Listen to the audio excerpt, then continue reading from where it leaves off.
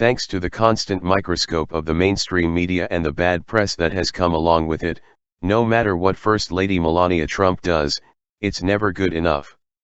If she goes somewhere with her husband, she's leaving her child unattended, but if she stays home, it's apparently because their marriage is on the rocks.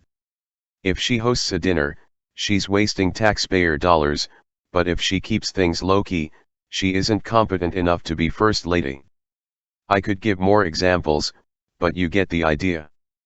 Once again, the FLOTUS and her relationship with the POTUS is under the microscope, and this time it's more ludicrous than usual.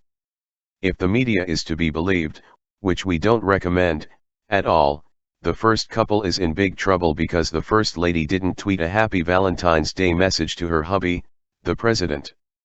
Instead, her tweets were about her visit to a children's health organization. Business, as usual, seemed to be the theme of her tweets. According to opposing views, people are just in disbelief that she would make such a social faux pas, while we can each just come to our own conclusions about what this lack of social media love might mean between the first couple. There are a few of alternate theories that we might want to consider. The first is that the First Lady is famously a private person, and the idea of expressing love over the internet might well seem trite to her, as it does to many.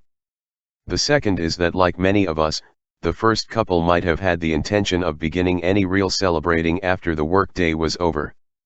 Sadly, on Valentine's Day, very near the end of the day, we were all overwhelmed with sadness as we watched a brutal massacre unfold in Florida.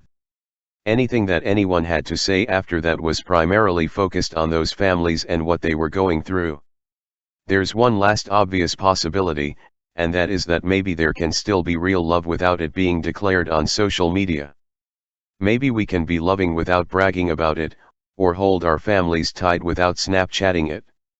Maybe real love doesn't have to be documented online, only in the hearts of those we love.